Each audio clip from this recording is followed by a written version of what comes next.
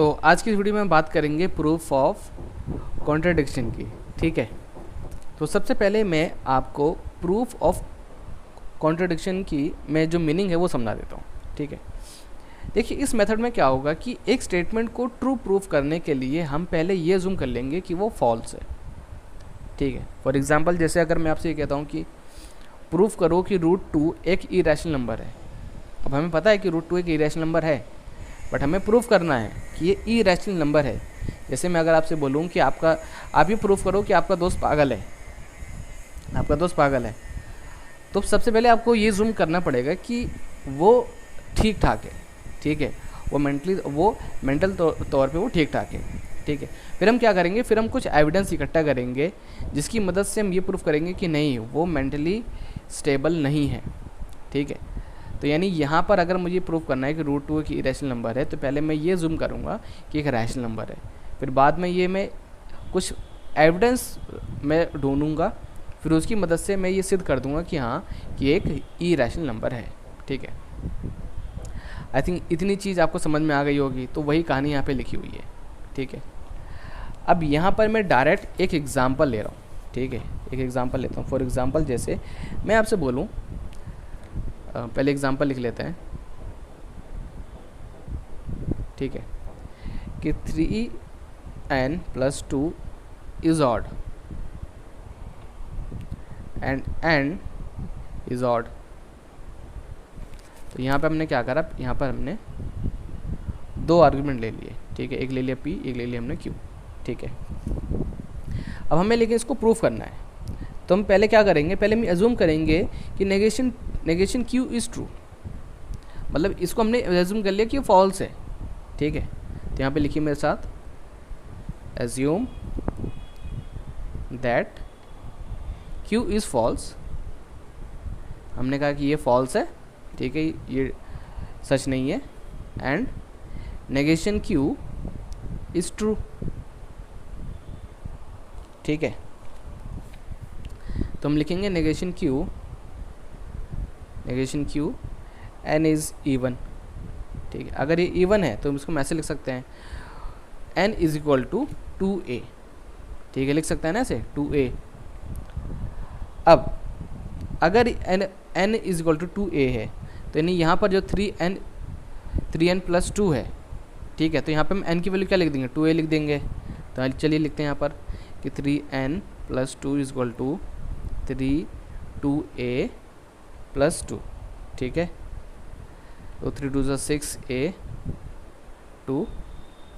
अब इस पूरे में से हम 2 कॉमन ले लेंगे, तो हमारे पास क्या बचेगा, यहाँ बचेगा हमारे पास 3a + 1।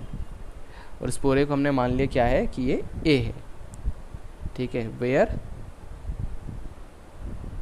a = 3a + 1, a = 3a + 1। ठीक है,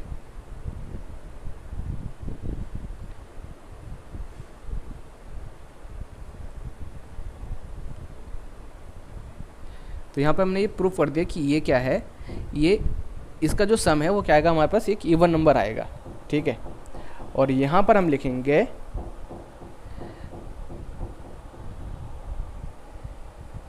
there is contradiction which means q is true. अब देखिए मेरे कहने का मतलब क्या है, पहले तो हमने ये एज्यूम करा था ना कि जो हमारा q है, ठीक है, वो फॉल्स है। हमने पहले ये एज्यूम करा था q हमारा क्या फॉल्स है, कि n हमारा ऑड है ही नहीं, n जो है हमारा वो ऑड है ही नहीं, बल्कि इसका जो नेगेशन है वो ट्रू है। बट जब यहाँ पर हमने सॉल्व करा, तो पता चला यार तो इवन आ रहा है, मतलब यहाँ पर ये कॉन्ट्रडिक्शन आ रहा है।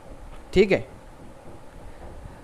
तो इसी वजह से ये प्रूफ हो गया कि जो हमारा q है, ठीक है ना, q हमारा ट्रू है, मतलब ये फॉल्स नहीं है, ये हमारा क्या है, ये ट्रू है। ठीक है, अगर ये चीज़ अभी समझ में नहीं आई है तो चलिए 1-2 क्वेश्चन और करते हैं, तो उससे आपको समझ में आ जाएगा। अब देखिए, अब जो हम क्वेश्चन करने वाले हैं ना, तो उस टाइप के क्वेश्चन एग्ज़ाम में आते ही आते हैं, मतलब मैंने कई बार देखे हैं। ठीक है, और चाहे तो आप देख भी सकते हैं आपने आपके जो पेपर है वो डाउनलोड करके। Show that √2 is an irrational number. ठीक है, हमें प्रूफ करना है कि √2 क्या एक इरेशनल नंबर है। तो पहले हम ये जूम करेंगे, एज्यूम दैट √2 इज रैशनल। पहले हमने ये जूम कर लिया कि नहीं, कि ये एक रैशनल नंबर है। ठीक है, अब अगर ये रैशनल नंबर है तो यानी कि इसको हम अपॉन में लिख सकते हैं। देखिए ना, रैशनल नंबर कौन से होते हैं जिसको हम अपॉन में लिख सकते हैं, यानी P/Q की फॉर्म में लिख सकते हैं, और जिसका Q इक्वल नहीं होना चाहिए 0 के। जैसे 2 एक रैशनल नंबर है, कैसे 2.1, ठीक है, जिसका डिनोमिनेटर 0 नहीं है। तो यानी अगर ये रैशनल है तो यानी इसे भी हम लिख सकते हैं, क्यों? देखिए, ये रैशनल नंबर को तो हम कभी अपॉन में लिख ही नहीं सकते। तो यहाँ पे हमने लिखा कि 2a = है x और y के। अब देखिए हमने क्या करा, √2 को हमने अपॉन में लिख दिया। ठीक है, और यहाँ पर हमने ये जूम करा कि जो x और y है ना, जो हमारे x और y है, हैव नो कॉमन फैक्टर। अब इसका मतलब ज़रा मैं आपको समझा देता हूँ। देखिए, जैसे अगर मैं लिखूँ 2/3, ठीक है, तो देखिए ये दोनों अपने टेबल से ही डिवाइड हो सकते हैं बस। ठीक है, ये तो अपने टेबल से, ये तो 1 से। ठीक है, यानी इन दोनों में जो कॉमन फैक्टर है वो एक है बस, एक के अलावा और कोई नहीं है। ठीक है, तो वही चीज़ मैं यहाँ पे कह रहा हूँ कि x and y have no common factor other than 1। ठीक है, अदर देन 1। ठीक है, तो यहाँ पर ये आप ये अपने माइंड में रखिए कि यहाँ पर ये ऐसे नंबर हैं जिनके बीच में एक के अलावा और कोई नंबर है ही नहीं, और कोई कॉमन नंबर है ही नहीं। ठीक है, अब देखो, अगर मैं एक से अगर मैं इसको डिवाइड करता हूँ तो मेरे पास घूम फिर के यही आएगा, है ना, 1 1 = 2 और 1 3 = 3। ठीक है, तो यहाँ पर हमने ये एज्यूम करा। ठीक है, और यही इसी वजह से यहाँ पर ये प्रूफ होगा कि जो √2 है वो इरेशनल है। कैसे? अभी देखिए, अब यहाँ पे हम क्या करेंगे, हम दोनों तरफ हम स्क्वायर ले लेंगे।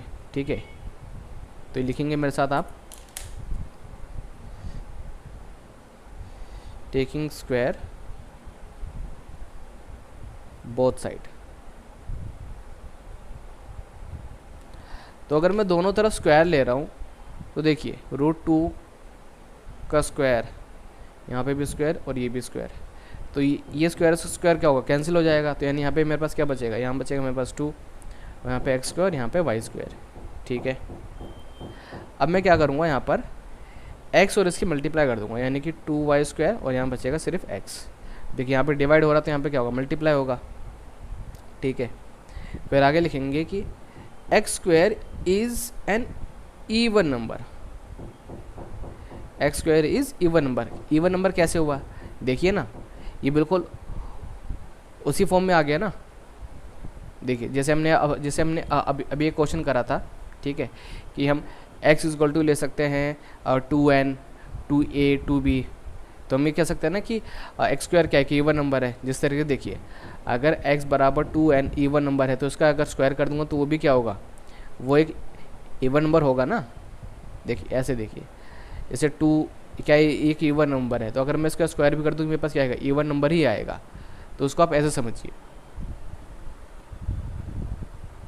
ठीक है, सो अगर x² एक इवन नंबर है तो यानी कि x भी क्या होगा, एक इवन नंबर होगा। ठीक है, और अगर ये इवन नंबर है, ठीक है, तो हम इसको ऐसे लिख सकते हैं कि x = 2k, जहाँ पर k बिलोंग करता है एक इंटीजर को। ठीक है, ठीक है, यहाँ तक तो कहानी अलग थी, अब यहाँ से कहानी थोड़ी अलग है। ठीक है, सो x² = आ जाएगा हमारे पास 4k²। देखो, अगर मैं इसका स्क्वायर कर देता हूँ तो दोनों तरफ ऐसे, देखिए x का स्क्वायर और 2k का स्क्वायर, तो यानी x² और ये 4k²। ठीक है, अब समझ में आ गया। ठीक है, अब यहाँ पर मैं क्या करूँगा, इसमें से 2 कॉमन ले लूँगा, तो अंदर क्या बचेगा 2k²। अब मैं इसको चाहूँ तो ऐसे भी लिख सकता हूँ, देखिए 2y², सॉरी यहाँ पे लिख देते हैं साइड में, साइड में क्या इधर ही ले लेते हैं अलग पेज, है ना, ज़्यादा बेटर रहेगा। देखिए 2y², 2 × 2k²। क्यों मैंने यहाँ पे 2y² क्यों लिखा, क्योंकि देखो ना, क्योंकि x² की जो वैल्यू वो क्या है 2y² है, तो मैंने यहाँ से वैल्यू उठाई है, ठीक है, मैंने यहाँ की वैल्यू मैंने ये वाली जो इक्वेशन थी मैंने इसके अंदर पुट कर दी, ठीक है। तो यानी मेरे पास क्या आ गया 2y², 2 × 2k²। देखो यहाँ पे पॉइंट का मतलब है कि ये मल्टीप्लाई हो रहा है, ठीक है। तो अगर ये मल्टीप्लाई हो रहा है तो ये यहाँ पे जाकर क्या होगा, डिवाइड होगा, कैंसिल, यानी कि y² हमारे पास कितना आ गया 2k²। अगर देखिए अब यहाँ पे ध्यान से देखिए, y² अगर 2k² है तो यानी कि ये क्या हमारा एक इवन नंबर है, सो y² is also even number, even number, ठीक है। और अगर y² अगर इवन नंबर है तो y भी हमारा क्या होगा, इज ऑल्सो इवन नंबर, ठीक है।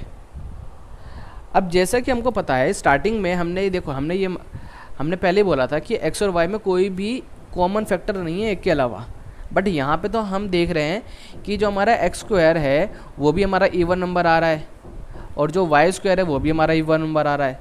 मतलब कि इन दोनों नंबर में एक के अलावा और भी कॉमन फैक्टर है, तो हम ये कह सकते हैं, देखिए अगर एक के अलावा और भी कोई कॉमन फैक्टर है तो उसका मतलब क्या है कि ये हमारा रैशनल नंबर है ही नहीं, √2 हमारा रैशनल नंबर है ही नहीं, क्योंकि देखिए ना, अगर रैशनल नंबर होता तो यहाँ पे कोई भी कॉमन फैक्टर नहीं होना चाहिए था। तो यहाँ पे लिखेंगे हम सिंस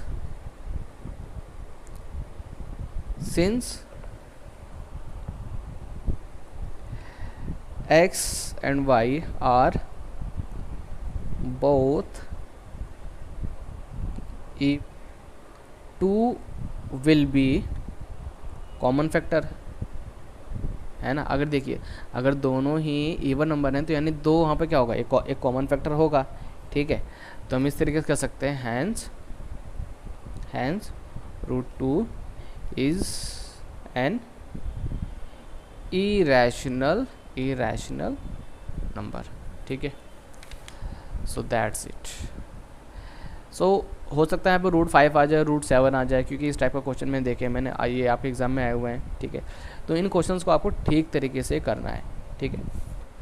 तो जो हमारा नेक्स्ट क्वेश्चन है वो ये है, show that 4x belongs to r, मतलब रैशनल नंबर। तो नेक्स्ट जो हमारा क्वेश्चन है, show that 4x belongs to real number, r का मतलब क्या यहाँ पे real number, if x³ + 4x = 0 then x = 0, ठीक है। कि x जो है हमारा वो बिलोंग करता है रियल नंबर को, और अगर ये इक्वेशन, ठीक है, यानी कि x² + 4x अगर इक्वल है 0 के, तो यानी कि x की वैल्यू हमारी 0 है, ठीक है। ये हमें प्रूफ करना है।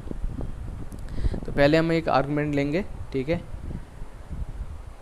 x² + 4x = 0 एंड q आ गया हमारे पास x = 0, ठीक है। अब यहाँ पर हम मेथड यूज़ करेंगे, हमारा method of contradiction,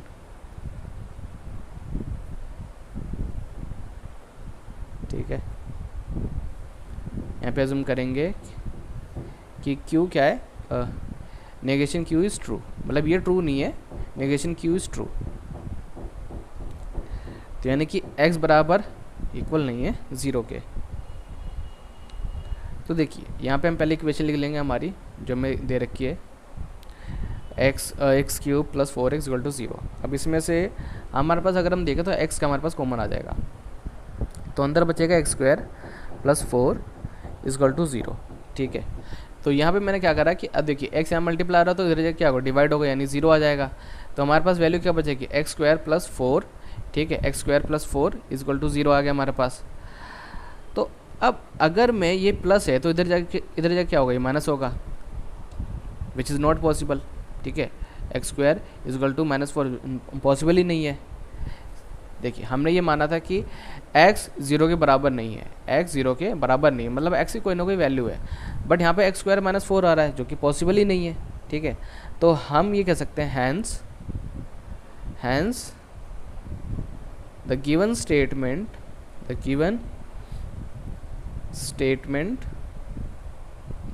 is true, the given statement is true. ठीक है,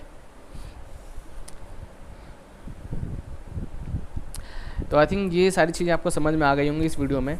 इस वीडियो से रिलेटेड अगर आपको कोई भी डाउट है तो आप हमें व्हाट्सएप पे कांटेक्ट कर सकते हैं, और टेलीग्राम पे हमारा ग्रुप है, आप हमें वहाँ पर भी आप कांटेक्ट कर सकते हैं। ठीक है, और ये वीडियो आपको कैसे लगी तो वो हमें कमेंट बॉक्स में कमेंट करके हमें ज़रूर बताएं, क्योंकि जब आप कमेंट करेंगे तो हमें बहुत अच्छा फील होगा।